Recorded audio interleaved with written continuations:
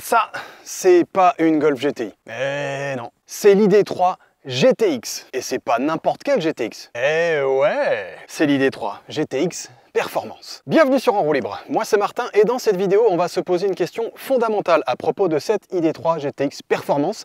Est-ce qu'elle respecte l'esprit originel des GTI ou est-ce qu'elle n'est qu'une vulgaire imposture sur batterie? Je sais, et je t'entends d'ailleurs déjà grogner d'ici, mais l'ID3 GTX Performance est bien une voiture 100% électrique. Donc logiquement, tu devrais me dire un truc du genre « Hey Coco, une GTI à pile ?» Non mais t'es sérieux, tu remballes direct ton machin à pile, là, on dirait un aspirateur. Pff.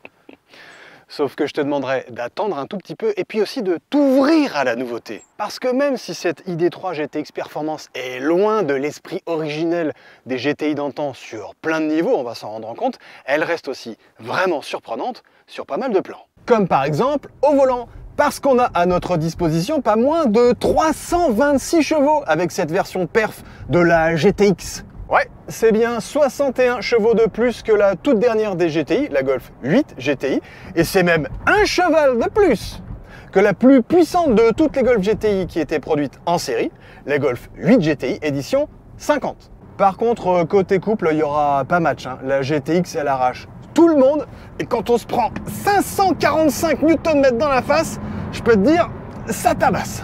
Du coup, l'ID3 est capable, dans sa version GTX Performance, de dézinguer le 0 à 100 en 5,6 secondes. Et sa vitesse max a même été rehaussée jusqu'à 200 km/h, contre 160 pour les ID3 normales. Par contre, comme disait très justement Pline l'Ancien, sans maîtrise, la puissance n'est rien. Quoique j'ai peut-être un doute sur la paternité de cette citation.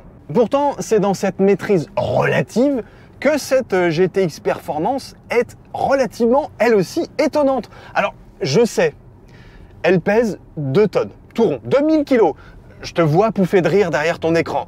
Reste concentré, parce que mine de rien, malgré ce poids qui est quand même aux antipodes de l'esprit originel de ce que doit être une GTI, cette GTX Perf, elle contient plutôt pas mal sa masse grâce à 2 trucs. Un, grâce à un châssis piloté, un châssis sport qu'on appelle le DCC Sport chez Volkswagen, qui en plus est associé à des suspensions sport, donc un poil plus rigide, en particulier à l'arrière. En plus, tu peux régler ce châssis sur près de 15 niveaux. Et je t'assure, les 15 niveaux, ils sont pas là pour faire la flûte. Entre le plus bas et le plus gros, tu sens vraiment une vraie différence.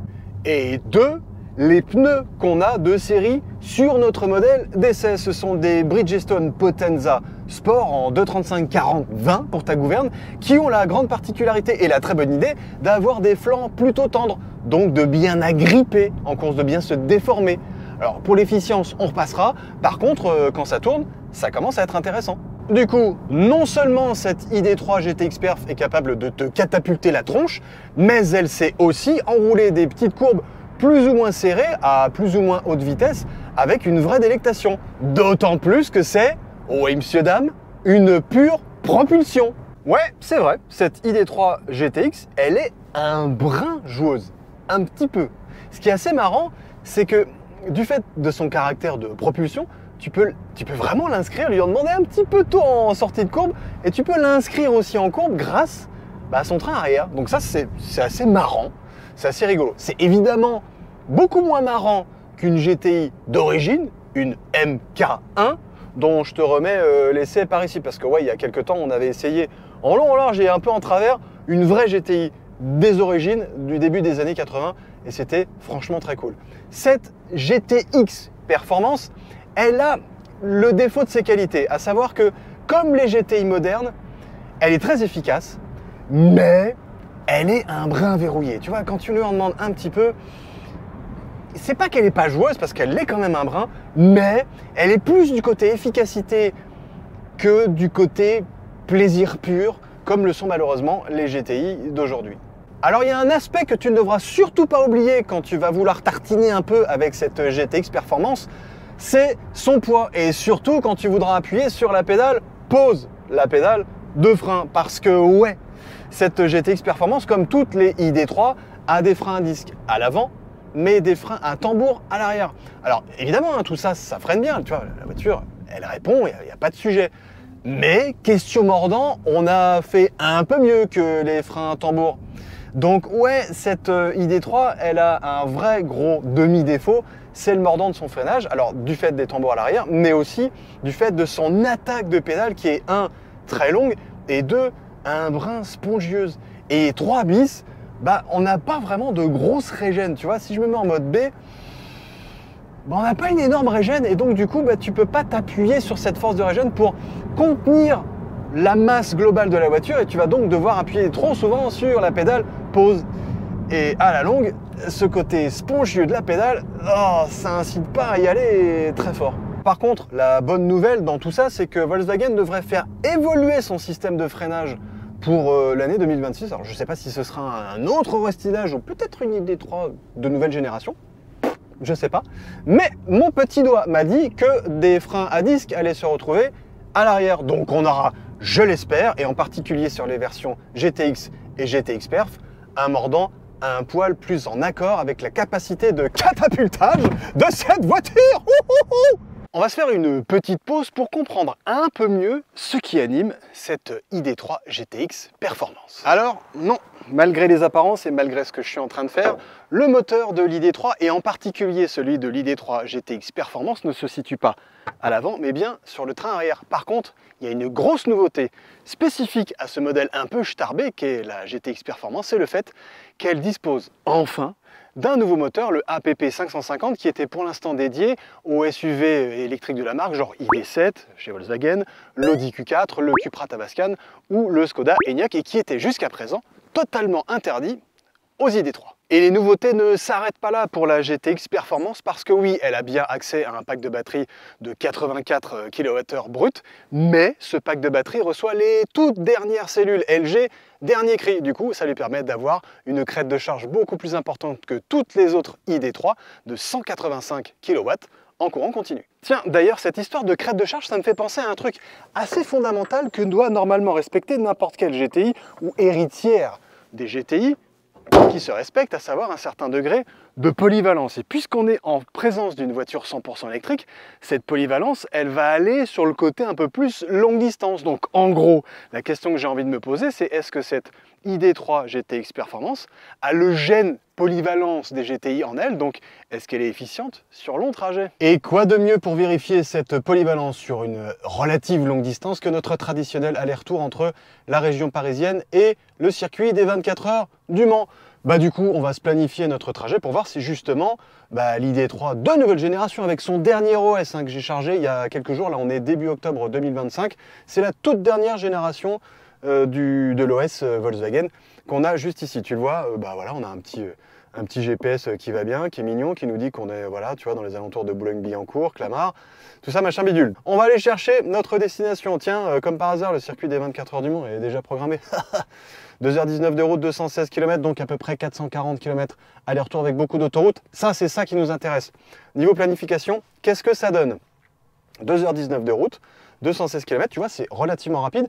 Un truc pas inintéressant à noter, on va partir avec, tu le vois, 6666, le kilométrage du diable. Kilomètre au compteur, c'est pas très intéressant. Par contre, 82% de batterie. Bah ouais, comme d'hab, je charge pas totalement les batteries, comme ça on peut avoir une courbe de charge au bout d'un moment, sinon c'est pas drôle. Et donc ça nous donne 2h19 de route, 216 km.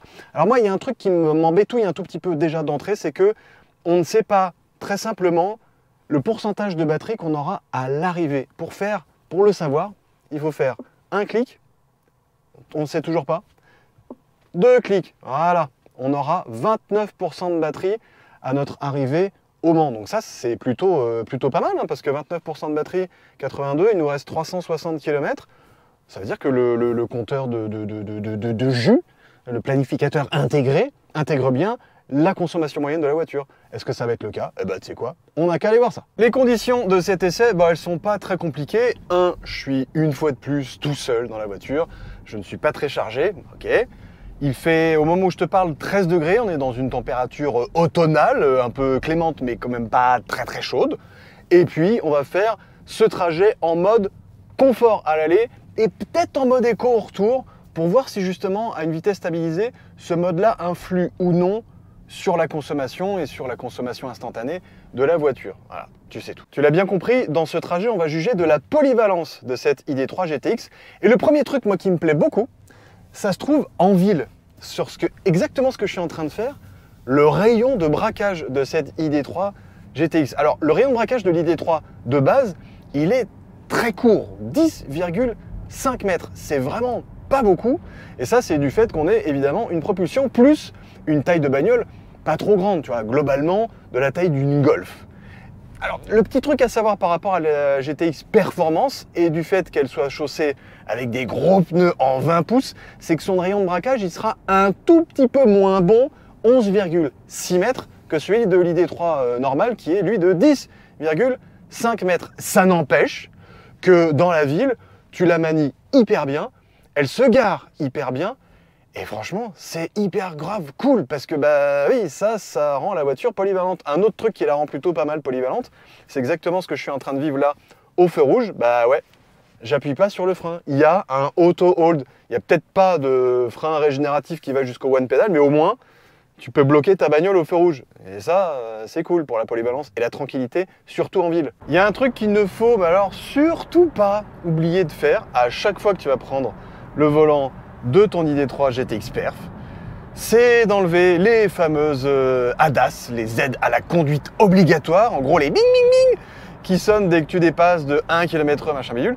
Ce qui est un peu dommage, c'est que dans cette voiture, il n'y a pas de petits raccourcis simples. Tu vois, en un bouton, clac, t'enlèves tout ce que tu as envie d'enlever.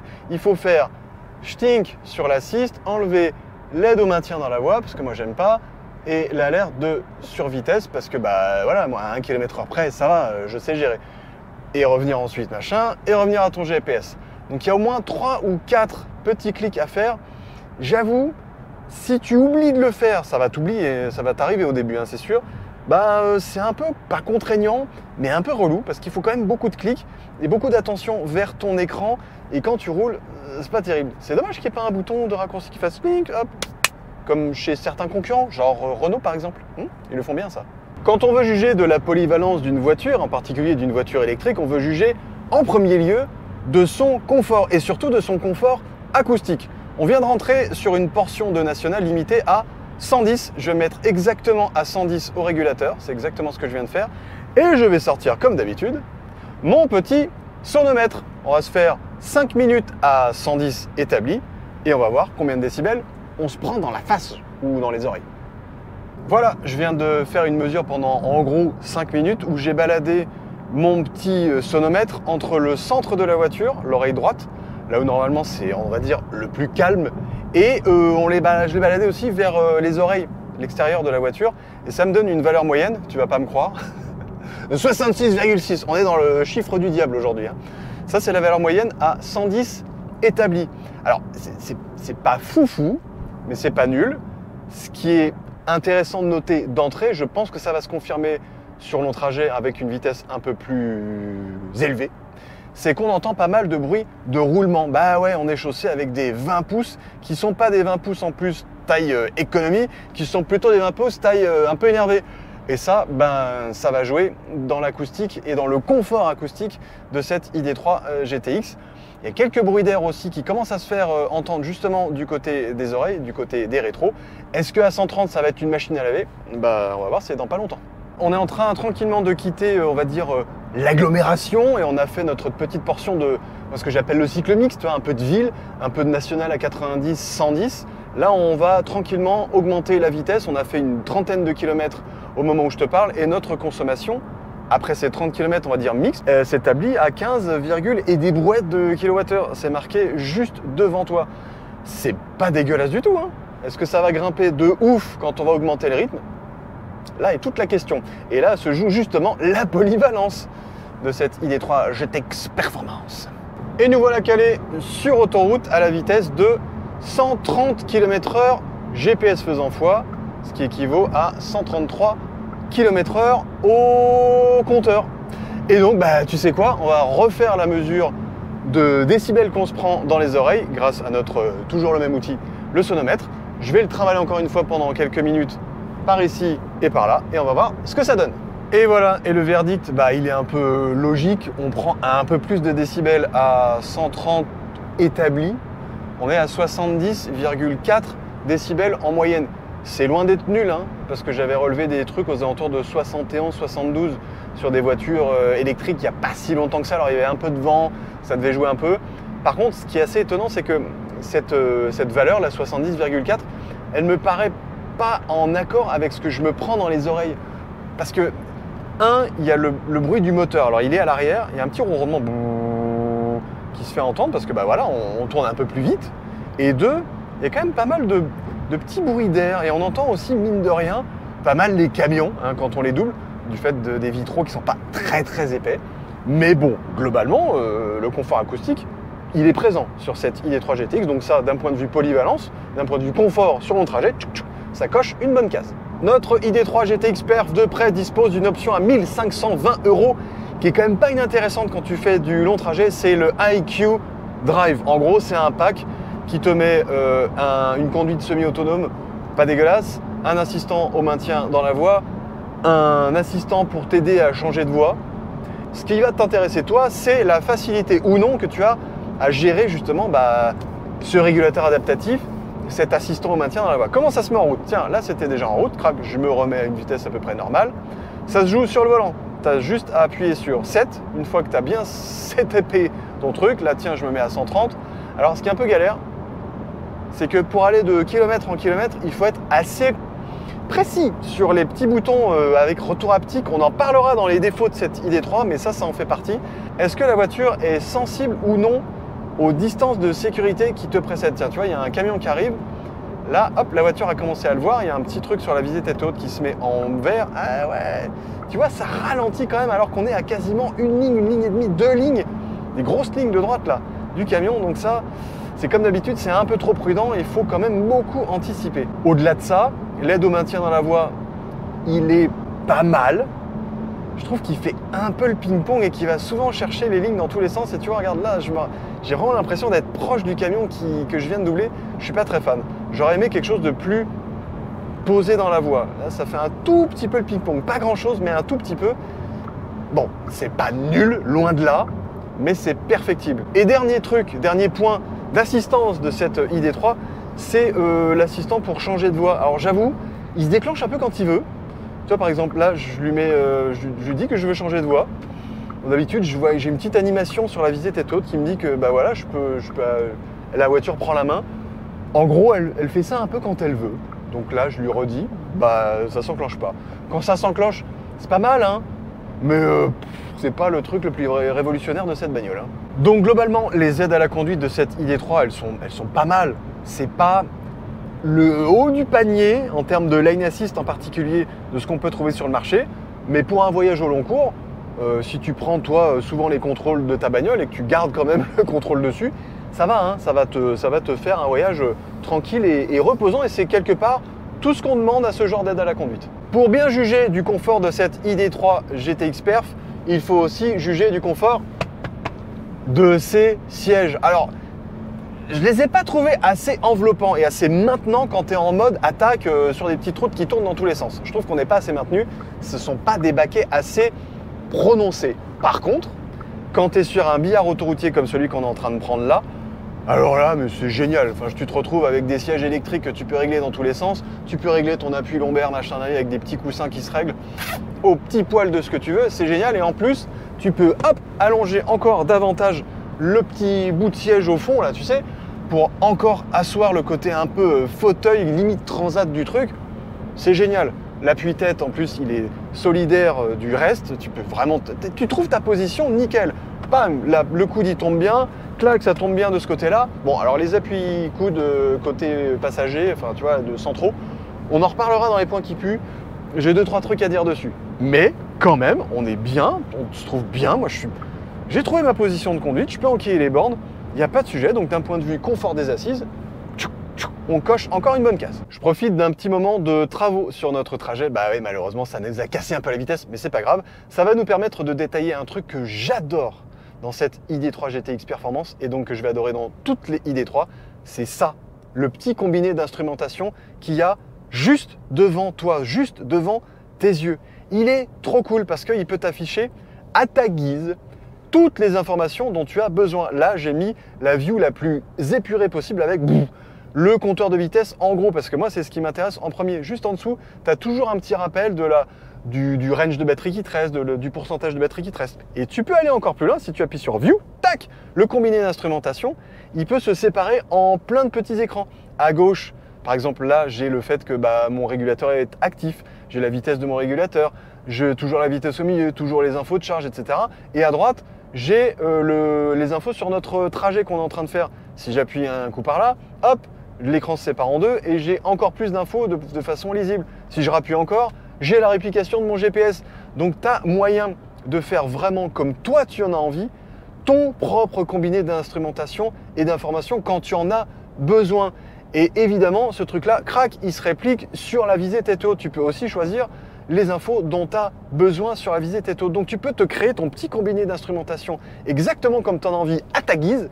Et ça, à l'heure où pas mal de bagnoles électriques centralisent tout sur l'écran et te noient les infos essentielles, genre la vitesse dans un bout d'écran et t'es obligé de faire hein, Tesla ou les autres là, hein, bah ça, prenez-en de la graine, c'est hyper bien, j'adore. Ça fait largement plus de 100 km qu'on roule sur autoroute à la vitesse plus ou moins stabilisée de 130 km/h. On a eu quelques travaux ou quelques trucs. Donc d'habitude, je te donne la conso pile quand on a fait 100 bornes d'autoroute. Là, bah, on en est à 177 au moment où je te parle et on est rentré sur autoroute, on était à 53. Donc on est largement dans les clous. Ce qui m'intéresse, c'est de te donner la consommation à la vitesse stabilisée. Donc là, on a une moyenne de 100 km/h depuis qu'on est parti. Et notre conso, elle s'établit à 19,4 kWh au 100 km. Donc globalement, je pense que c'est évidemment à confirmer sur l'entièreté de notre trajet, mais que cette ID3, elle va cocher une bonne case du côté efficience. Si tu as l'habitude de suivre mes essais, et si ce n'est pas le cas, je t'invite à t'abonner à la chaîne au passage. Tu le sais, je ne suis pas hyper fan des éclairages d'ambiance du style oui, avec des néons lumineux dans tous les sens. Il y a pourtant la présence de ça dans cette ID3 GTX Perf, mais il y a un petit truc que j'aime beaucoup et qui est lié au GPS. C'est le fait que les bandeaux lumineux qui sont devant, il y a un petit bandeau lumineux, alors de temps en temps il s'allume. Est-ce qu'il va s'allumer là au rond-point? Je pense que oui. Pour normalement te dire, c'est par là que ça se passe. Là, il ne l'a pas fait, évidemment, parce qu'il est timide, mais il l'a fait 2-3 fois. Et très sincèrement, c'est assez surprenant. Tu te dis, mais qu'est-ce qui se passe? Pourquoi qu'est-ce que j'ai mal fait? Et en fait, non, c'est vachement bien parce que ça te fait dire, ça te confirme dans le fait que, bah ouais, c'est bien à cette sortie-là qu'il faut aller. Alors évidemment, tu as la visée tête haute qui t'aide à ça, hein. Mais le petit bandeau lumineux qui fait whiz dans le bon sens, bah écoute, franchement, pour une fois, ça fait la blague. Et voilà, si tu es un grand malade des 24 heures du Mans, bah, tu reconnais très certainement l'endroit sur lequel je me suis arrêté quelques instants justement, juste pour te dire qu'on est arrivé au Mans, parce que normalement on n'a pas le droit de s'arrêter ici, mais je le fais très rapidement. Donc ça va nous permettre de nous rendre compte que, bah, un, on est bien arrivé au Mans, et deux, que la voiture nous pipote pas. Et ça, c'est cool. Ouais, la voiture ne nous pipote pas parce qu'elle nous avait promis qu'on arriverait avec une autonomie restante de 30%. Et ben on est pile à 30%. Donc ça, c'est vraiment rassurant parce que ça veut dire que la voiture est capable de te dire par rapport au chemin que tu vas prendre, par rapport à la vitesse moyenne que tu vas emprunter, ben voilà, tu seras à l'arrivée avec tant de pourcents de batterie et il ne devrait pas y avoir de surprise. Donc ça, c'est déjà un énorme truc rassurant, surtout pour le voyage en longue distance et sur l'aspect polyvalent de cette voiture. Bon, on est à combien de consommation? Tiens, je suis curieux. On est à 18,8 de moyenne après 215 km et 2h12 de route. Alors évidemment, les 18,8, hein, c'est sur la globalité du trajet et sur quelques portions un petit peu moins rapides avec un peu de régène en ville ou autre ou quoi qu'est-ce. J'aurais bien aimé qu'on soit un peu plus bas parce que j'aurais pu me recharger là, mais bah, tu sais quoi, c'est pas grave. On va repartir vers Paris maintenant et on va faire un truc.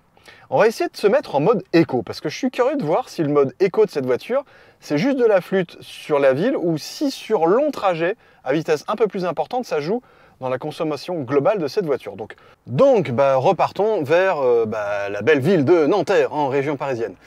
Démarrage, et donc logiquement, la voiture va nous prévoir, voilà, c'est là, un arrêt de charge, puisque oui, on part avec 28% de batterie, et donc un range de 108 km, alors qu'on a 216 km, et qu'on arrive, tu vois, alors ça c'est cool, c'est un truc que je m'en étais pas rendu compte, soit à l'heure d'arrivée, soit le temps de trajet qui va te rester 2h22 ou 15h40. Ça, c'est vraiment pas mal. Tac, ça nous dit qu'il va falloir qu'on fasse une pause à la Ionity 350 kW de nanana, qu'il faudra qu'on fasse quoi? On arrivera à 17% et il faudra qu'on reparte à 54%. Donc déjà, tu vois, sur le planificateur, c'est assez cool, ça nous dit pas mal de choses. Et on arriverait à Nanterre. Donc ça, c'est le trajet, à mon sens, le plus optimisé. On arrive avec 11% de batterie. Alors peut-être que moi, je vais faire un peu le coquin à deux niveaux. Parce que, je vais aller chercher la crête de charge la plus grande hein, de cette ID3 GTX Perf qui normalement plafonne aux alentours de 185 kW. Donc on n'aura pas besoin d'une bande de 350 kW, mais au moins une bande de 200, enfin de 300 quoi. Et donc moi je pense que je vais zapper cet air Ionity que la voiture me propose pour aller chercher encore un peu plus loin pour être le plus bas possible par rapport à la courbe de charge et donc au plus bas de la batterie, tu vois ce que je veux dire.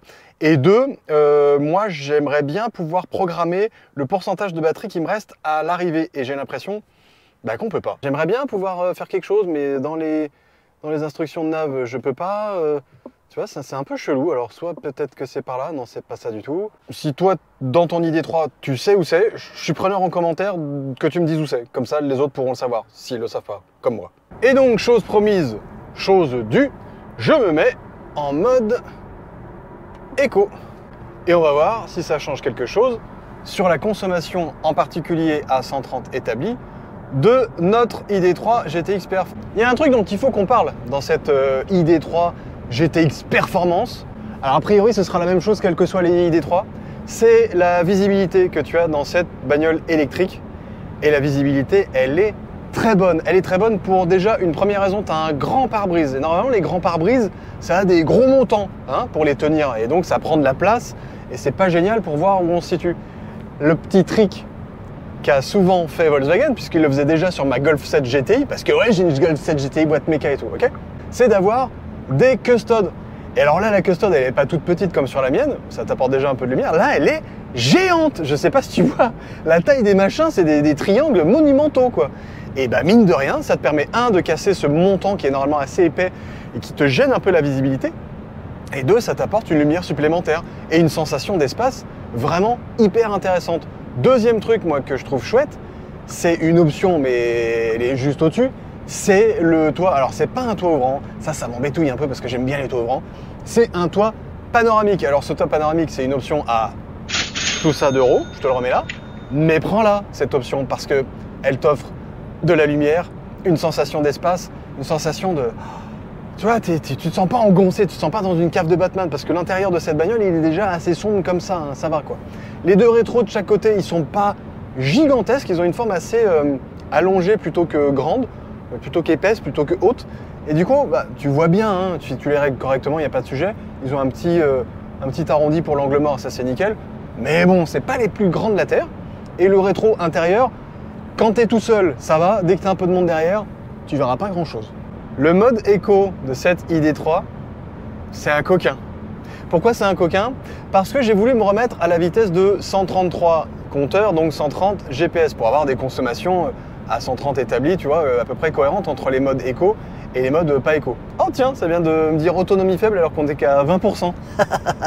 On en reparle après. Mais ce mode éco, il est coquin parce que au régulateur, je ne peux pas aller plus vite que 130. Tu me diras, c'est normal puisque c'est la vitesse limite. Ok, mais moi si je veux aller à 132, je peux pas. Et si tu veux aller vraiment plus vite, il faut écraser la pédale d'accélération pour doubler un peu, tu vois. Il faut vraiment appuyer comme un foufou. Donc ouais, c'est globalement l'idée du mode éco. Hein. Ça te permet de maximiser ton efficience et donc de minimiser, a priori, tes consommations. On verra si c'est le cas. Et donc pendant que j'étais en train de te parler du mode éco, la voiture a fait bling parce qu'on est on est maintenant passé sous la barre des 20% de batterie restantes, soit une autonomie de 75 km. Alors, c'est assez étonnant que la voiture s'excite déjà, parce que 75 km, tu as quand même un peu le temps de voir venir. Moi, je trouve ça pas anxiogène, faut pas déconner, mais c'est pas... Tu vois, je préfère 10%. À 10%, tu commences à te dire, les gars, à 50 km, faut commencer à se dire qu'on va recharger.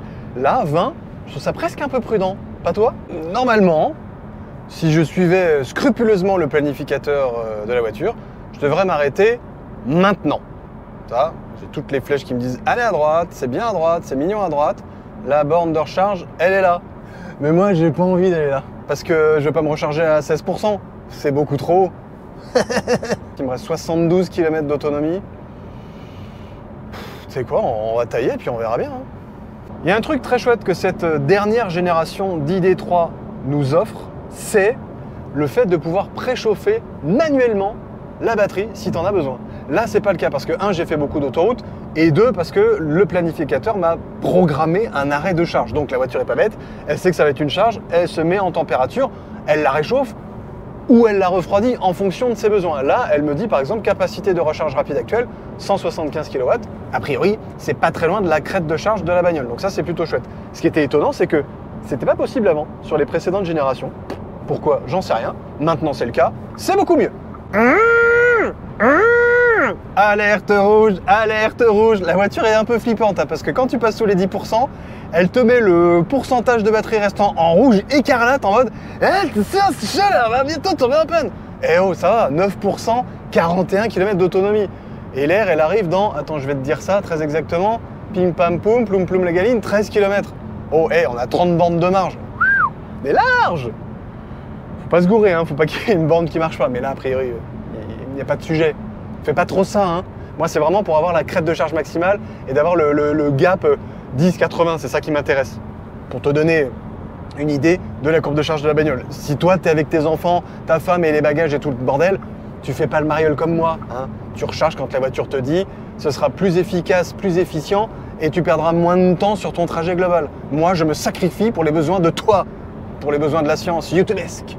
Bon, je te passe les détails du branchement de la bête. Alors, on charge jusqu'à 80, parce que j'ai pas envie de charger beaucoup plus. Il n'y a pas grand intérêt à ça. 10 km par minute, 116 kW au moment où je te parle. Normalement, la voiture est capable de prendre jusqu'à 185 kW en crête. Là, on a commencé notre charge à très exactement 7% de batterie. Là, on est à 8%. On est tout seul sur une énorme borne NJ Vianeo, c'est même pas du Vianeo, mais t'as compris, si c'est ça, qui fait du 300 kW. Il y a juste une ID7 là-bas qui recharge. Mais à part ça, il n'y a pas grand monde. Est-ce que on a un peu d'informations là-dessus? Évidemment, il faut faire tut pas de marque. Puissance instantanée, 142 kW, ça monte tranquillement. Alors, qu'est-ce que ça dit dedans? Schlack, schlouk, tunk, ça nous dit pas grand-chose. Veuillez recharger votre véhicule. Bah, c'est ce que je suis en train de faire en douille. Donc là, on est à 142 kW, on a donc une recharge jusqu'à 80%. Fin de la recharge à 14h37 et il est 14h12. Bon, c'est à peu près dans le ratio prévu, hein. Je crois que c'est aux alentours de 25 ou 26 minutes pour faire le 10-80. Donc là, on va faire le 7, allez, 7-80, donc on va faire un petit peu plus si ça t'embête pas. Ce que je trouve plutôt pas mal, c'est que la voiture nous affiche pas mal d'informations. Alors le problème, c'est qu'elles sont un peu partout éparpillées. Tu vois, si tu vas pas dans l'écran qui va bien, là, tu vois, par exemple, mon GPS, je sais pas quand est-ce qu'il faut s'arrêter, tu vois, de charger. C'est un peu bizarre. Bon bref, là, le planificateur, il n'est pas hyper au top de sa forme. Il n'a pas très bien compris qu'on s'était rechargé, mais bon bref. Donc quand tu vas dans le truc recharge, là, tu vois que tu es à 63 km d'autonomie, tu es à 16% de batterie et que tu es à 13 km par minute, soit 143 kW. C'est pas mal. Là, tu peux bidouiller ta charge maximale, ta charge que tu recherches. Donc moi, j'ai mis jusqu'à 80%, fin de la recharge à 14h38 et ça nous donne une durée de recharge de 25 minutes. Là, c'est cool parce que tu as juste le pourcentage de batterie, le nombre de kilomètres qui te reste et la durée de recharge restante jusqu'à ce que tu recherches, à savoir les 80%. Mais j'aurais bien aimé avoir quelque chose d'un peu plus clair, d'un peu plus centralisé, d'un poil plus facile. Et je m'attendais surtout à ce que le planificateur me dise, pour que tu arrives à destination à telle heure, au plus rapide, et il faut que tu recharges, je dis une bêtise, de 10 minutes. Alors je crois qu'il me l'a dit au début, mais là, je sais pas, il s'est un peu paumé. Alors c'est peut-être le fait que moi je me sois arrêté, enfin du coup que je me sois pas arrêté. Ça l'a un peu troublé, il a fait je sais plus comment on fait, qu'est-ce qui se passe, qu'est-ce que tu fais. Donc c'est peut-être ça l'a peut-être un peu troublé. Désolé petite voiture, je t'ai troublé, mais bon quand même. Donc là, écoute, on va se recharger une vingtaine de minutes parce que l'idée c'est quand même de faire un bout de crête de charge de cette voiture. J'irai pas jusqu'à 100% parce que 1 c'est long et 2 sur ces bornes d'autoroute, c'est pas donné, hein, le kilowattheure, c'est genre 60, un peu plus de 62 ou 63 centimes le kilowatt. C'est très très cher, donc on va pas trop charger non plus. On va recharger juste ce qu'il faut pour rentrer à la maison tranquillement et avoir un peu de marge derrière, mais on va pas faire jusqu'à 100% si ça t'embête pas. Ah, on est revenu dans le vert, t'as vu, on est revenu à plus de 20% de batterie, la voiture est très très contente. On a toujours 144 kW, moi les 185 kW, je les ai toujours pas. Et c'est dommage parce que tu vois, la capacité de recharge rapide actuelle, bah, elle est de 183, donc ça, la batterie est à la bonne température pour prendre dans son passage. On a la bonne bande qui va bien, regarde, je te montre, hein, c'est marqué dessus. Il y a bien marqué 300 kW hein, sur la bande qu'on est en train de prendre là. Et bah, en 185, je devrais les avoir normalement là. On a 22%, on va peut-être y aller, non? Tiens, bah profitons de cet arrêt de recharge pour te détailler un peu plus l'intérieur de cette ID3 GTX Performance. Alors, je vais pas te le cacher, il y a une petite déception. Alors, on en reparlera peut-être dans les points négatifs, je sais pas, ça dépendra de mon inspiration. Mais je trouve quand même que on n'est pas spécialement dans l'intérieur d'une voiture un peu hors norme, parce que l'ID3 GTX Perf, en plus c'est vraiment le haut du panier du haut du panier, tu devrais te dire, eh oh, je devrais quand même avoir 2-3 détails qui me font dire que je suis dans une bagnole un peu énervée. Alors, à part ça, ce petit monogramme la GTX qui me fait penser un peu à, justement à un volant de GTI, ce petit volant à mes plats avec ces petites surpiqûres rouges et ce petit truc pour mettre tes pouces, qui me rappelle beaucoup ma propre GTI à moi, bah, c'est pas qu'il se passe pas grand chose, mais il se passe pas grand chose quoi. T'as des petites surpiqûres, là, voilà, rouge, là, machin, mais t'as pas un monogramme GTX là, t'as rien qui te fait rappeler l'univers un peu énervé, à part, bon, évidemment, c'est très joli baquet, voilà, on en reparlera aussi un peu plus tard, on en a même déjà un peu parlé, mais qui sont quand même assez jolis, tu vois, avec des petites surpiqûres rouges, ce petit côté un peu simili Alcantara qui marche bien, ce petit monogramme GTX, bon, il y a quand même 2-3 trucs discrets, mais à mon sens, un peu trop discret justement pour te faire dire que tu es dans une voiture un peu à part. Les ceintures elles sont même pas rouges, je sais pas, ça aurait pu être cool quoi. Bref, si t'es jamais monté dans une ID3, et ben voilà à quoi tu as affaire. Un énorme écran qui a été un peu augmenté si je ne dis pas de bêtises au moment du restylage, je crois qu'il fait tout ça de diagonale, il est relativement grand, il est pas mal foutu. Alors il a un petit défaut, c'est que tu vois là tu es à peu près au niveau de mes yeux et tu vois cette partie là de l'écran, elle n'est pas très visible. J'aurais bien aimé qu'il soit un tout petit peu décalé et un tout petit poil décalé vers moi. Et alors là, il aurait été nickelement placé. Ça, ce petit truc-là, on en a déjà parlé sur le trajet. Ce petit commodo-là, il est génial. Et il est d'autant plus génial qu'il est solidaire du volant. Ça veut dire quoi?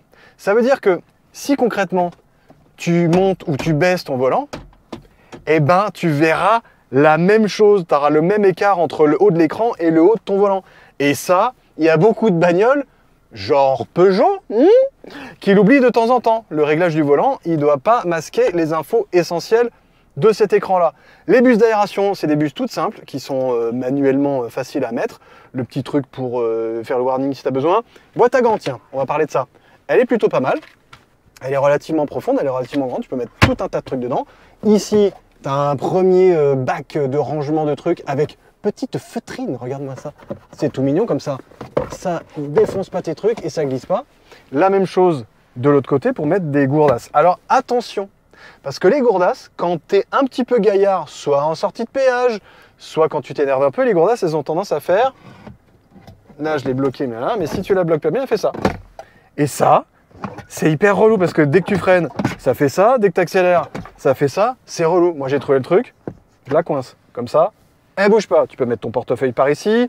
T'as pas... Oh, ça, c'est dommage, ça. Dans ma GTI, il y avait ici un truc pour ouvrir et mettre des lunettes ou d'autres trucs. Et il n'y en a même pas ici. Ça, c'est nul. C'est dommage. Un petit truc pour se tenir les mains si tu conduis. Il y en a un autre par ici et il y en a même deux autres chez tous les passagers. Ça, pour qu'ils se tiennent bien, c'est cool. Niveau rangement, on continue. On ouvre les deux accoudeurs pour te montrer ce grand bac de rangement. Celui-là, il est assez pratique parce que tu peux mettre ton dessert, tu peux mettre tout un tas de trucs, si j'articule, c'est mieux. Et tu as deux prises USB-C pour recharger tout ce que tu veux. C'est évidemment un truc que tu peux en plus, tu vois, scinder avec la petite pièce qui va bien. Ça, c'est quand même assez pratique. Et puis, tu peux surtout le fermer et en cacher ce qu'il y a dedans. La trappe à induction, elle est juste ici. Au début, tu te dis c'est un peu chelou, mais en fait, non, c'est vachement bien. C'est vachement bien parce que tu peux, tu vois, tu peux lever un peu ce truc-là et te dire que tiens, bah hop, si tu as envie de prendre ton téléphone ou pas, hop, il est là et il charge ou il charge pas. Ici, encore deux cup holders pour mettre, par exemple, je sais pas, la gourde qui part dans tous les sens. Tiens, on va la mettre. Crac, qui tiendra, hop, de marque chut-chut, pas de marque. Hop, ça tient pas mal par ici. Et alors là, il y a un petit rangement, je sais pas trop à quoi il sert. C'est un petit rangement avec un petit filet. Ils se sont dit, il y a un truc à mettre là, on va mettre un petit filet, on verra ce qu'ils vont mettre dedans. Des tickets, des machins, des trucs. Je vois pas trop le délire. Et dernier truc par rapport à l'intérieur de cette ID3 GTX et de l'ID3 globalement depuis son restylage, elle a quand même augmenté en qualité perçue. On est en présence de, tu vois, des petits plastiques moussés là qui vont bien. Pareil, une espèce de vrai simili-cuir, parce que je t'ai déjà montré les surpiqûres, alors qu'avant c'était très plastoc. Même les bas de porte, Bon, ça reste plastoc, mais c'est pas du plastoc trop cheap, quoi. Tu vois, ça intègre bien tous les subwoofers, les speakers, les machins, les trucs. Tu vois, il y a quand même un petit travail sur les matériaux et sur là où tu vas toucher ta bagnole. Tu vois, là, c'est encore du plastique moussé. Tu retrouves, en gros, ce que tu attends d'une Volkswagen de cette gamme-là, quoi. Moi, en tout cas, je m'y retrouve par rapport à ce que moi, j'ai dans ma GTI de 2014. Hein, commence à dater, la vieille. Mais elle était construite de la même façon. C'est un truc, tu as vraiment la sensation que ça va pas trop bouger dans le temps et que c'est pas cheap, quoi. Tu es dans un truc qui est correct, qui est bien assemblé, il n'y a pas de bruit de mobilier, il n'y a pas de truc qui part dans tous les sens, tu n'as pas l'impression que tu as un montant qui va te tomber dans la tronche. C'est propre, c'est allemand, c'est qualité, c'est Deutsche Qualität, ja. Alors cette ID3, ou même cette ID3 GTX Performance, mais quelle que soit l'ID3, elle fait la même taille, elle fait à peu près la même longueur et la même largeur qu'une Golf, en gros, pour te la faire courte, sauf que elle a un empattement beaucoup plus important. 2,77 m, si je ne dis pas de bêtises et si j'en dis une, je te remets la bonne valeur juste en dessous. Toujours est-il que ça se ressent énormément, en particulier à l'arrière, parce que regarde-moi ça, le siège il est réglé pour moi. Hein. Je fais toujours un peu plus d'1,80 m, 1,82 m pour être très exact. J'ai des grandes jambes et tout machin. Regarde la place que j'ai. C'est top. J'ai en plus de la place aux genoux, j'ai de la place aux pieds. Je me sens pas, tu vois, je me sens pas mal. En plus avec mes gros croquenots du jour là. Franchement, on est plutôt pas mal installé à l'arrière. Un tout petit bémol à ça, le fait que j'ai la sensation, toujours un peu comme dans pas mal de voitures électriques, que les genoux, tu vois que la banquette, elle est un peu penchée comme ça, et que les genoux, tu es un peu en position comme ça, en position un peu ce que j'appelle crapaud. C'est moins scandale que dans d'autres bagnoles électriques qu'on a testées sur la chaîne. Tu chercheras lesquelles si tu veux savoir.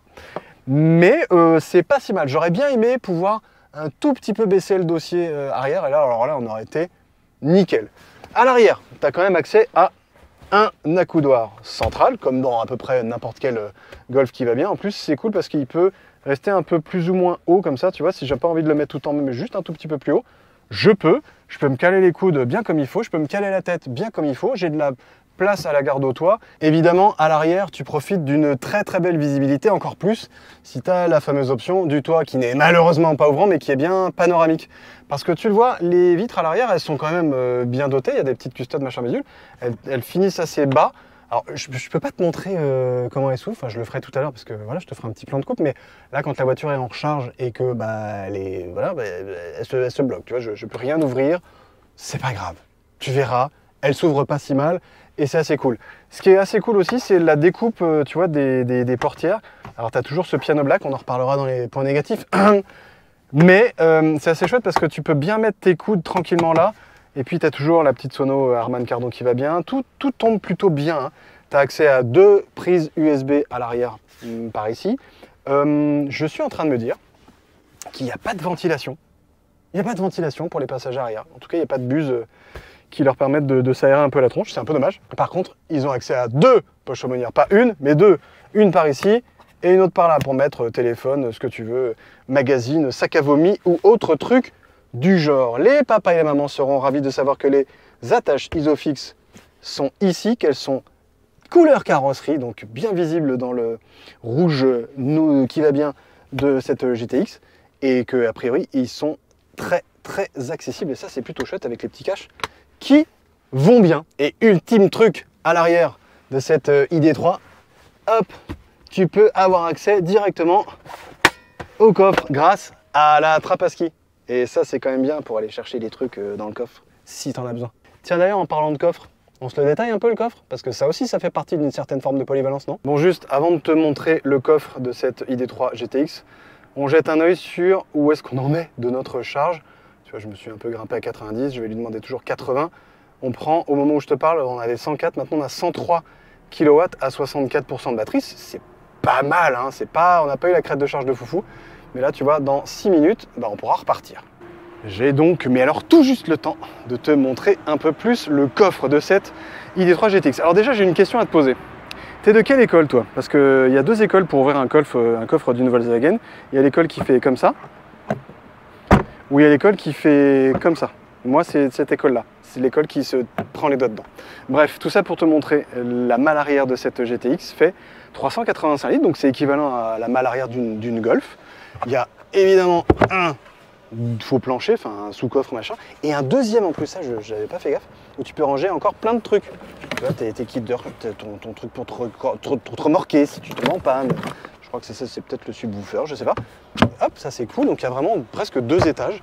Tu as des petits rangements par ici, tu as des attaches pour mettre des trucs, des machins si tu as envie de bien arrimer ton bordel. Mais tu vois, tu as de la place. Alors le seuil de chargement, il est assez haut.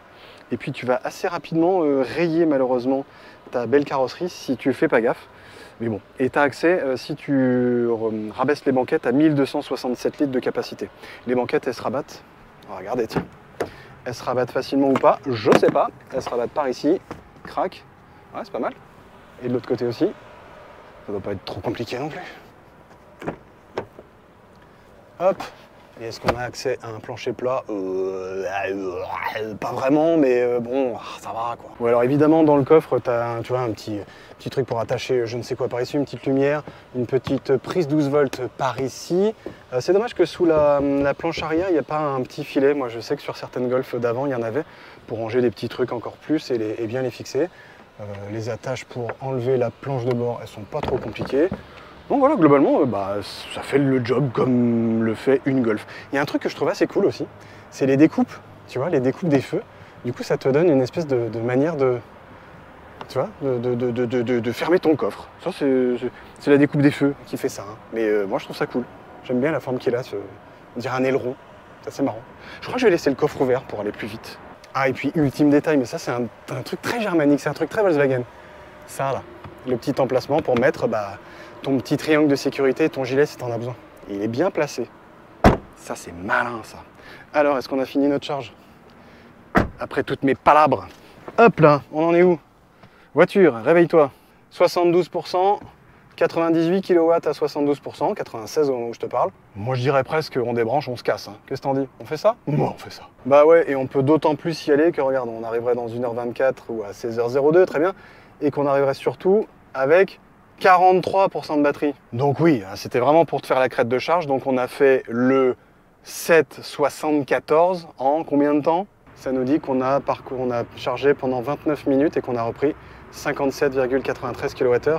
Donc on a fait le 7,75 en 29 minutes. Tiens, regarde, ça aussi c'est un petit détail qui n'a l'air de rien. Ce petit bouchon là, pour le combo CCS, il est tout bête, hein, mais il se manie hyper bien. Tu le prends, t'enlèves, tu remets, crac, croc. Ça, c'est des petits détails comme ça, tu vois, qui font toute la différence. Puis ça aussi, tu vois, j'aime bien ce petit logo blanc là. Et toi, tu l'ouvres comment? Alors, tu l'ouvres comme ça ou tu l'ouvres comme ça? Hein? T'es de quel bord, toi? On repart quand même un peu, alors broucouille ou bredouille, je sais pas, parce qu'on a quand même chargé notre voiture comme on en avait envie.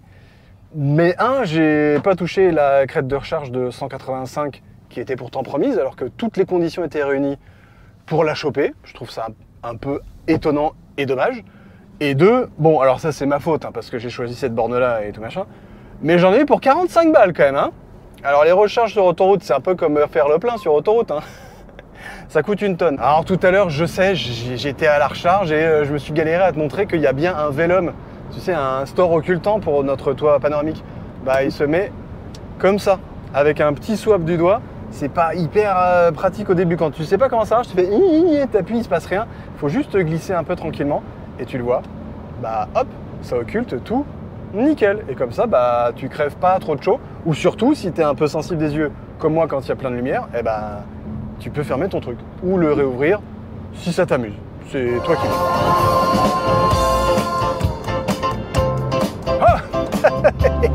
Pardon. Pardon, à chaque fois je vous fais le coup, mais c'est quand même pour vous montrer et vous faire entendre, d'une manière ou d'une autre, via le micro, la qualité sonore que la sono embarquée de cette ID3 GTX Performance nous met dans les oreilles. Et cette sono Harman Kardon, c'est une très très bonne surprise parce qu'elle n'a que 9 haut-parleurs et pourtant tu as l'impression que tu as un son mais hyper enveloppant et hyper précis. Je suis vraiment très agréablement surpris de la sono globale et de la qualité d'écoute que nous offre cette ID3 GTX parce que il n'y a pas si longtemps que ça, on essayait des voitures avec 15-20 haut-parleurs et on n'avait pas j'avais pas en tout cas la même sensation d'avoir un son aussi compact, aussi autour de moi, très enveloppant, très précis et puis que je puisse mettre à mon oreille. Tu me connais un petit peu si tu suis les essais, et encore une fois, si c'est pas le cas, abonne-toi, coquin ou coquine que tu es. Mais moi, j'aime bien avoir à la fois des aigus qui claquent, des graves bien présents et des médiums qui sont un peu présents. Donc un son assez équilibré. J'aime pas le gros son d'américain, j'aime bien les trucs un peu précis. J'écoute un peu tout genre de musique. Et là, j'ai écouté le dernier album de Parcells, je te le conseille vivement d'ailleurs parce que ce groupe australien, il défonce tout. Et pour tester des sonos, il est vraiment pas mal. Et bah, cette ID3 GTX avec sa sono Harman Kardon, c'est une belle tuerie. Franchement, c'est un régal. On est reparti, tiens. Alors, je te l'ai glissé au fur et à mesure de cet essai, mais l'ergonomie globale de cette ID3, elle est un peu très hétérogène. Il y a des trucs vraiment débiles et il y a des trucs vraiment très malins. Et alors, parmi les trucs très malins, il y a ce que la voiture appelle le Smart Climate Control. En gros, tu vas dans ton menu clim, tu fais clim, crac, et tu vas dans Smart machin, et tu veux une vue dégagée, donc te désembuler le truc, poum, t'appuies dessus, pouf, ça va te désembuler tout le truc. Tu veux refroidir tes pieds, t'appuies dessus, poum, ça va aller mettre directement ce qu'il faut pour te refroidir les pieds. Tu veux, je sais pas, chauffer tes pieds, tu veux de l'air frais, tu veux chauffer tes mains, tu veux un refroidissement rapide de ta voiture, tout est concentré, poum, sur ces petits menus là, sur ces espèces de petits raccourcis en gros de fonctions. Et ça, bah, je l'avais jamais vu sur aucune autre bagnole et je trouve ça vachement malin. Parce que, en gros, ça te simplifie la tâche. Tu veux te refroidir les mains, t'appuies là, ou tu veux te les réchauffer, ça te chauffe ton volant. Mais je sais pas comment dire, il y a un truc un peu, ça te facilite la vie. Et ça, ergonomiquement parlant, t'avoueras, c'est pas trop bête. Et pan, au moment où je te parle, on est forcé de réduire notre vitesse à 110 km/h. Bah ouais, c'est fini l'autoroute, mais il y a un truc pas inintéressant que cette voiture nous offre. C'est que du fait qu'on a rechargé sur notre trajet, eh ben, depuis la recharge, on a fait que de l'autoroute. Donc, si on affiche notre consommation depuis la recharge, on aura notre consommation à une vitesse moyenne de 130 au compteur, un peu moins, puisque voilà, on est en mode éco, hein, toujours. J'ai remis le mode éco quand j'ai redémarré. Et donc, du coup, ça nous donne entre, allez, 20,4 et 20,7 en fonction de si ça monte ou ça descend, depuis, on va dire, 80, quasiment 90 km à la vitesse moyenne de 118 km/h. Donc c'est plutôt pas inintéressant parce que 118 en moyenne, ça te fait à peu près une vitesse moyenne sur autoroute à peu près classique. Tu vas pas aller à beaucoup plus que 130 normalement. Donc, bah, est-ce que c'est pas mal en termes de consommation? J'ai envie de te dire oui, parce que quand tu te rapproches des 19 et les brouettes, tu es un tout petit peu au-dessus. On va dire que c'est dans la moyenne bien, la moyenne haute, quoi. C'est pas dans le top du top de ce qui se fait aujourd'hui, mais pour une petite bagnole comme ça, c'est franchement très cohérent. Et nous voilà revenus en région parisienne après un trajet de, attention, c'est marqué juste ici, 434 km à la vitesse moyenne de 91 km/h. Et tu le vois, on a consommé 19,2 kWh au 100 km pour l'entièreté de ce trajet. 4h46 de route quand même, hein. Je te donne hein, quand même. Hein. Et alors tiens, on va refaire le petit point consommation depuis notre recharge. Donc globalement, depuis notre trajet quasiment à 80% autoroutier, donc depuis la recharge, crac, hop, donc 131 km à la vitesse moyenne de 96 km/h, 19 kWh. Donc évidemment, il y a un peu de portion de voie un peu moins rapide, à 110, 90, avec pas mal de régène et autres, mais 19 kWh, hein. C'est quand même vraiment pas mal. Donc depuis le départ, je te la refais, 19,2, et depuis la recharge, bah 19. Donc on va pouvoir répondre à l'épineuse question qu'on se posait avant ce petit road trip. Est-ce que cette ID3 GTX Performance est une voiture polyvalente? Bah oui et non. Oui, parce que bah, tu l'as vu, son efficience, elle est vraiment au rendez-vous. Même à vitesse relativement rapide, même à vitesse d'autoroute, elle surconsomme pas. Moi, j'ai eu pas mal de petites voitures électriques qui tabassaient genre des 28, 29, 30 kWh au 100 km. Celle-là, c'est pas le cas. Ça, c'est un très bon point. Et un brin non, parce que je suis un peu déçu de la capacité de charge rapide de cette ID3 Performance, parce que bah, elle est censée avoir les nouvelles batteries LG, enfin du moins les nouvelles cellules LG qui sont un peu plus performantes et qui peuvent prendre globalement plus de jus dans leur face. Alors, est-ce que notre voiture en était équipée? A priori, oui, mais peut-être que c'est pas le cas, donc, parce que nous, on n'a jamais eu cette crête de charge à 185 kW qui aurait pu vraiment faire baisser ce petit ratio, tu sais, 10-80 aux alentours des 20-25 minutes. Et là, tu peux te dire que tu peux faire des sauts de près de 300 km sans trop te faire de l'éco-conduite comme un foufou, comme je l'ai fait un peu au retour. D'ailleurs, en parlant d'éco-conduite au retour, le mode éco, est-ce que ça a changé grand-chose? À part le fait qu'on était vraiment limité à 130, pas tant que ça, parce qu'en termes de consommation, ça doit être assez marginal. Mais bon, si tu veux la jouer tranquille et que tu veux être peinard sur une autonomie, pourquoi pas. Donc, cette ID3 GTX, elle est pas loin de l'esprit originel des GTI, parce qu'elle permet quand même d'aller plus loin, et en particulier plus loin sur autoroute, sans se faire une petite flaque. Il y a 2-3 petits trucs à améliorer, mais globalement, c'est pas mal. Et dis donc, il y a un truc de toute bonne GTI qui se respecte qu'on doit vérifier à propos de cette ID3 GTX Performance. Est-ce qu'elle assume une robe de cake du genre énervé? Alerte spoil ou divulgachement? Non. Bon, c'est vrai pour autant qu'elle a quand même pas mal évolué esthétiquement, cette ID3, depuis sa sortie en 2019. Il y a eu un restylage très important en 2023 qui lui a permis de gommer certaines imperfections. Du genre, avant, il y avait sur le capot une espèce de bandeau en plastoc vraiment disgracieux. Là, on a un capot tout ce qu'il y a de plus normal, ça c'est beaucoup plus chic. Le bouclier avant des ID3 a été lui aussi revu dans un caractère un peu moins chelou que les premières générations. Tu sais, avant, il y avait un espèce de bouclier avec plein de petits points pour dire « Je suis une voiture électrique ». Là, il n'y a vraiment plus besoin de ça. Volkswagen est revenu à quelque chose de beaucoup plus pur, de beaucoup plus simple. Perso, je préfère. Mais est-ce que pour autant cette GTX, et en plus cette GTX Performance, arrache autant la rétine que le bitume? Bah non. En tout cas, pas assez à mon goût. Alors c'est vrai qu'à son crédit, il y a cette très jolie teinte rouge roi. C'est bien connu, le rouge GTI, ça va plus vite que toutes les autres couleurs. C'est une couleur qui est vraiment dédiée spécifiquement à cette GTX et à cette GTX Performance. Et il y a le côté un peu toit biton, noir, brillant et rouge, que je trouve fonctionne vraiment pas mal et qui lui donne un petit cachet. Mais ce petit cachet, il aurait pu, ou même il aurait dû être exacerbé, en particulier sur la face avant de cette ID3 GTX Performance. Parce que ouais, on est en présence de la plus starbée de toutes les ID3, et je suis désolé, mais sur la face avant, ça se voit pas du tout, ou trop peu. Alors ouais, t'as ce petit côté nid d'abeille qu'on retrouve de génération de GTI en génération de GTI, mais t'as même pas le monogramme GTX qui se retrouve nulle part. Je sais, on est en présence d'une voiture électrique, on cherche à être aérodynamique, des petits trucs en plus, ça défonce tout. Mais quand même, on aurait pu trouver, je sais pas, un petit monogramme, un petit autocollant, un truc sympa quoi.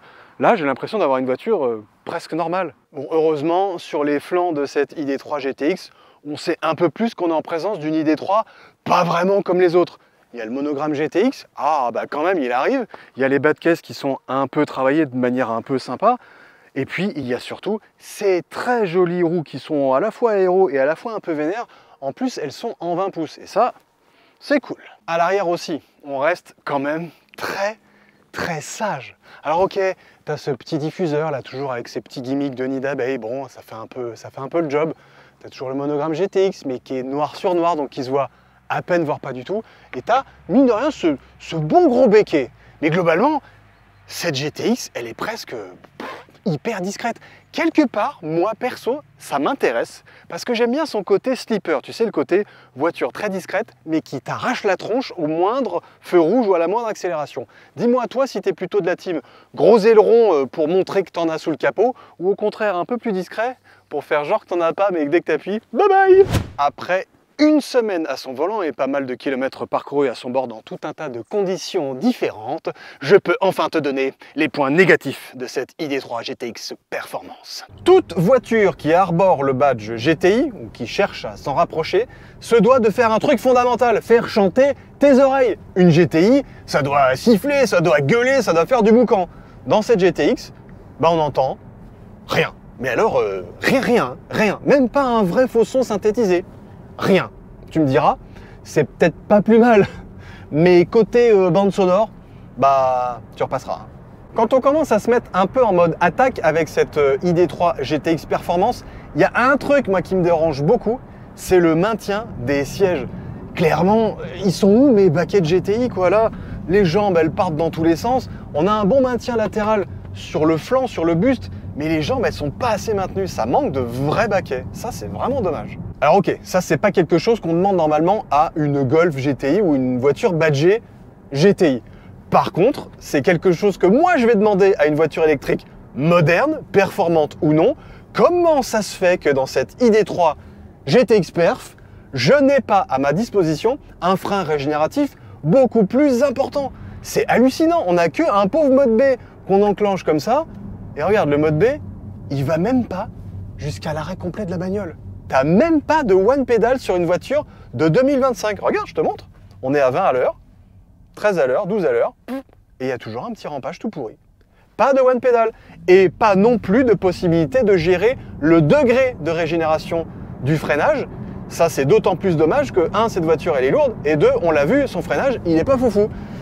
Donc ça, c'est quand même un truc qui manque sur une bagnole électrique moderne. L'ergonomie de cette ID3, et même de cette ID3 Performance GTX machin bidule, elle est un peu très inégale. Il y a des trucs très chouettes, on s'en est rendu compte pendant le long trajet, mais il y a des trucs complètement débiles. Typiquement, tu arrives dans ta bagnole, tu cherches le désembuage. Donc tu vas aller te paumer dans le menu par ici, tu vas te dire attends, désembuage ça doit être climatisation, ouais, alors smart machin. Ok, tu trouves en 3-4 clics. C'est dommage de ne pas l'avoir... Ah bah si, il y en a un, il est là, regarde. C'est ici, tu as le max devant et tu as le désembuyage derrière. Si tu connais pas le Volkswagen et que tu n'as pas l'habitude de savoir qu'il y a pas mal de commandes qui sont sur la gauche, t'es read is dead et tu te paumes un peu dans l'interface centrale de la voiture. Deuxième truc qui là, moi perso, me gave pas mal sur beaucoup de constructeurs ces derniers temps, ça. Comment tu fais pour baisser les vitres à l'arrière de ta Volkswagen ID3 GTX Performance? Tu es obligé d'appuyer sur ton petit machin à rire, et là, tu peux baisser les vitres à l'arrière. Très bien, super. Bon, enfin, on est quand même dans une bagnole d'un certain prix. Ça fait vraiment petites économies de bout de chandelle. Remettez-moi 2 boutons, c'est quand même pas compliqué. Et puis pareil, ce petit truc-là, c'est malin parce que ça, c'est tactile. Tu vois, là, j'empêche à mes enfants derrière d'ouvrir les fenêtres ou je leur autorise le droit de s'aérer comme ils le veulent. Ici, crac, c'est tactile. Mais tu te dis, du coup, pour régler mes rétros, ça doit être... Ah bah non, c'est pas tactile. Il faut tourner la petite molette, la petite lumière s'allume et tu sais que tu pourras désembuer ou avoir ton truc à droite. Et puis même quand tu te gares, mettre ton petit machin à droite, comme ça, ton rétro, il se baisse, comme ça, tu vois pas que tu bugnes trop tes jantes sur le parquet, ou du moins sur le trottoir. Donc ça, il y a un côté qui me gave un peu, c'est que tu as l'impression que c'est simple, mais en fait, non, c'est le bordel, quoi. Parce que soit tu mets tout tactile, soit tu mets tout en molette, toi, tu cherches pas à faire trop compliqué. Il y a un autre truc dans le genre truc qui se tourne, le levier de vitesse. Regarde, il est pas là, bah non, puisque c'est une voiture électrique, il est là. Alors du coup, tu te dis, je vais faire comme ça, je vais le lever. Non, il faut le tourner. Tu le tournes en avant, tu le tournes en arrière. Et pour éteindre ou allumer la voiture et mettre en frein de parking, c'est ici. La voiture, elle s'allume toute seule quand tu rentres dedans et tu la mets en route, pas de sujet. Ça, c'est cool. Mais ergonomiquement parlant, ça, c'est pas intuitif. Pareil, il y a quelques moments où au début, tu te retrouves comme un gogol quand tu fais une manœuvre. T'es là, j'y arrive pas. Ça m'agace. C'est un point négatif. Et tant qu'à parler du levier de vitesse, tu sais, normalement, ce levier de vitesse-là, dans une Golf GTI ou une GTI de chez Volkswagen, normalement, il y a un univers qui te dit qu'il doit y avoir une petite balle de golf quelque part. Quand tu as une boîte méca sur une Golf, je suis désolé, c'est une balle de golf. Moi, la mienne, elle est en boîte méca, c'est une balle de golf. Alors évidemment, je ne demande pas qu'il y ait une balle de golf ici, ce sera un peu ridicule, mais c'est dommage de ne pas avoir creusé un petit peu dans l'héritage esthétique ou l'héritage tout court de cette GTI. Regarde, même les sièges, bon, je ne demande pas que le tartan soit de retour, mais on aurait pu imaginer quelque chose qui réinterprète ça, tu vois, là, on est dans un truc très joli d'ailleurs, tu as des petites surpiqûres rouges, ça marche pas trop mal, tu as un petit logo GTX qui va bien, mais il n'y a pas l'héritage de cette lignée GTI qu'on retrouve à peine dans des petites surpiqûres rouges, tu vois, c'est limite, on veut pas, on s'en cache un peu, tu vois, il y a un petit monogramme GTX, mais ça va pas plus loin que ça. Je trouve ça dommage, c'est un point négatif aussi ça. Autre gros défaut de cette ID3 GTX Performance, la présence de boutons haptiques. Il y en a là, il y en a là, il y en a ici. Pour être très poli et rester calme, les boutons haptiques, ça ne remplacera jamais, au grand jamais, les vrais clics de vrais boutons. Et pour te le dire entre nous, c'est vraiment de la grosse ces trucs. Donc, s'il vous plaît, je milite très calmement pour une détox des boutons haptiques dans les voitures. C'est pas précis, ça marche pas, c'est vraiment de la... On en parle aussi de ça, de ces accoudoirs qu'on croirait tout droit sortis d'un avion de ligne low cost. Sérieusement, vous pouvez pas me remettre mon gros accoudoir central là, que je pouvais tirer comme ça et que je pouvais lever comme je voulais. Là, ça fait un peu de cheapos quoi. C'est pas inconfortable, Mais tu vois, quand ça bouge, ça maintient pas bien. Moi, je suis pas très fan de ça. T'aimes bien ça, toi? Et puis, à l'image de ces boutons haptiques, je voudrais lancer une détox, voire même une pétition, pour qu'on supprime à jamais de chez tout jamais ça, le piano black qui te met des traces de doigts partout. Faut arrêter avec ça, les gars. Ça fait pas premium, ça fait cheap et c'est dégueulasse. Regarde, la voiture est neuve. Je sais pas si tu le vois, il y a des traces de doigts partout. Et évidemment, on met du piano black là où on touche la voiture le plus. Hein, sur les portières, là où on met des grosses traces de doigts dégueu. Là où on peut rayer dans tous les sens. Arrêtez les boutons haptiques. Arrêtez le piano black. S'il vous plaît. Et puis alors, l'ultime défaut, l'ultime petit gimmick dont je me serais vraiment passé sur cette ID3 GTX Performance de plus de 300 chevaux, je le rappelle, c'est ça. Tu vois ce qui a marqué sur les pédales d'accélération et de frein? Play et pause. Non mais, sérieusement, je suis pas dans une console de jeu, c'est une bagnole de plus de 300 chevaux. Je fais pas mes muses, moi, hein. C'est pas un jouet, ça. Vous me virez ça. Surtout dans une GTX, sans déconner. Bon et alors, au final, est-ce que c'est une vraie GTI, cette ID3 GTX Performance? Un peu mais guère. Un peu parce que mine de rien, elle offre des sensations de conduite assez rigolotes. Elle a du jus, elle en offre tout le temps, ça c'est assez marrant. Mais surtout, cette ID3 GTX Performance, elle est hyper polyvalente. Et ça, pour un véhicule électrique, avoir le ratio taille de batterie, efficience, capacité de charge rapide qui te permet d'aller un peu plus loin sans te faire une flaque, c'est une énorme qualité. Mais bon, le vrai souci de cette ID3 GTX Performance, c'est que elle est un peu trop fade esthétiquement, elle est un peu trop discrète. Perso, ça me dérange pas, mais je sais que ça va déranger certains d'entre vous. Et surtout, elle n'est pas donnée, quoi. Le modèle qu'on essaye en ce moment vaut 51 280 €. Et de base, la GTX Performance commence à près de 48 000 € par rapport à la concurrence. C'est loin d'être scandaleux, mais c'est quand même une sacrée somme. Bon, par contre, si tu recherches une auto électrique capable d'aller encore plus loin avec des capacités de charge encore plus grandes et avec encore plus de confort, bah je te propose de me retrouver sur l'essai de la toute dernière Mercedes CLA 100% électrique qui était tout aussi rouge que celle-là, ou blanche, ça dépendra de l'essai que j'aurai envie de te mettre. Et si évidemment tu veux savoir ce que c'est que l'esprit originel des Golf GTI d'antan, rue-toi sur mon essai de la Golf GTI MK1. Ça c'était cool parce que ça faisait plus de bruit, que ça vibrait dans tous les sens et que ça schlinguait l'essence. On se retrouve tout de suite, t'as juste à cliquer.